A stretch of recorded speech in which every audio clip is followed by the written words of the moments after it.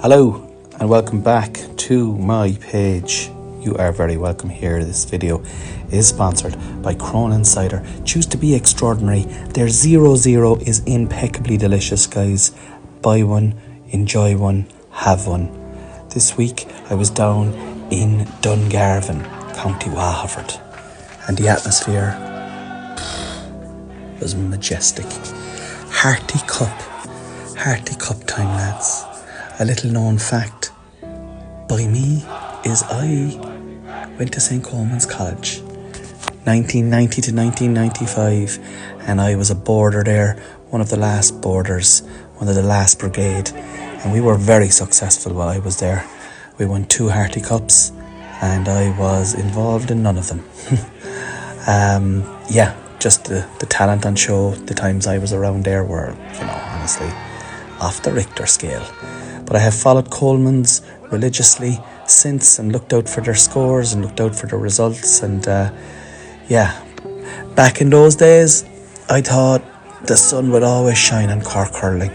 2 Harty Cup finals, 2 Harty Cup medals, and then in the late 90s, Cork were winning All-Irelands, and then in the early 90s, Cork were winning All-Irelands.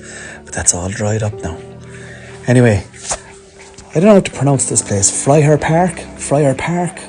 It's down in Dungarvan, and listen, look, the weather on the day was muggy, but the game was just full of young, hard, fast hurling, and it was beautiful to see.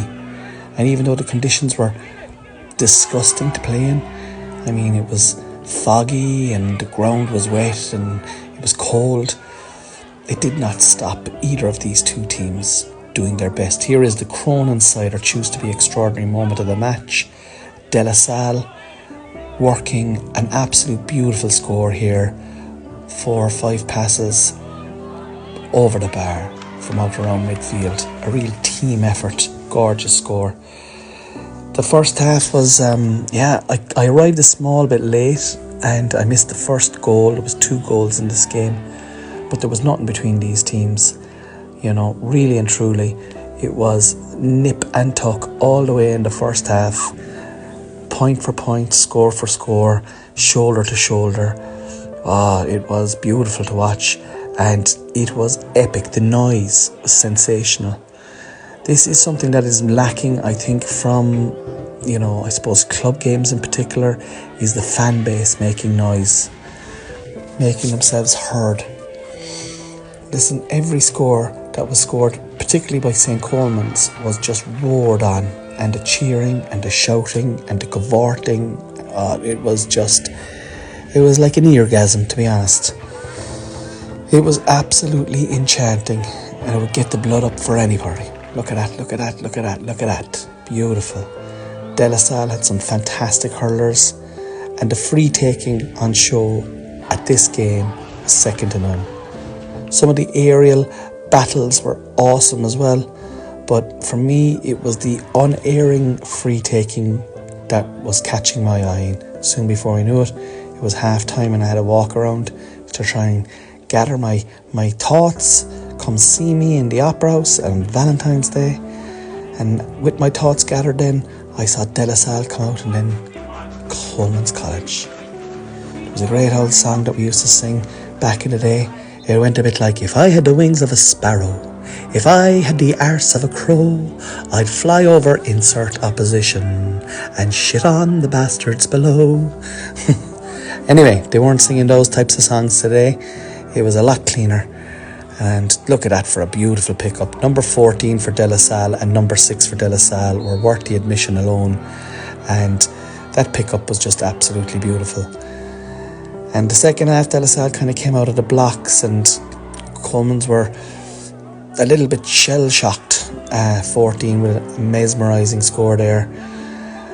And Coleman's rallied and tried to get back into it, and there was a point or 2 in it in the early stages, and I was thinking to myself, will they get back into this? Can they get back into this? Can there be a Harty Cup medal return to Monastir Me? I think that's Monastir.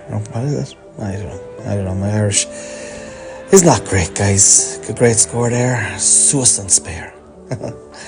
Tight marking. Lots of I swear, lots of stick work. I just, sometimes when you're watching it at this level, here's the second goal of the game. 14 does well here. Bit of a mistake from 7 is true. Clips it over the goalkeeper on the ground. Ground hurling, lovely little leap here. Way! Watch the fans. It's like watching the Premier League. But that was it. After that, then it all went Dungarvan de la Salle's way. Honestly, I think there's about 5 or 6 or even 7 unanswered points here now. This is the first of them. Suicide spare, Coolini Ma. And it was, they were fighting hard for it. The ball was there to be won on many, many occasions, but no, De La Salle were the ones that were being economical with possession and lethal with possession. Here is a nice pointed free. I think that could very well be Coleman's last score, but it didn't deter the absolute legends that were roaring them on all the way to the very end. Did that go over? Well caught. Oh yeah, another good score. Maybe I'm wrong. Maybe they come back. Maybe they do. Maybe they don't. Who knows? We'll soon find out. Coolini Ma here. August Ado. See, I do know a few words of Irish. Unbelievable catch here in the depths of the Coleman's box. And that's the third unanswered point. And that's the fourth unanswered point. Getting tight. Another great catch. And that's the fourth or fifth unanswered point. And it's the fifth or sixth unanswered point. And yeah, it just tailed away in the end. It really did. And much in all, as I was a little bit despondent, I have to think and I have to say that the better team won on the day.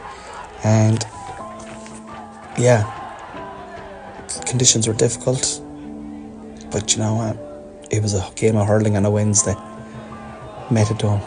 Beautiful. That's it. Blow it up, says the ref, and out we went. Out the gap. Thank you to Cronins. See you next week. That's the final score, lads. Way. Shalom Noalia. Come see me.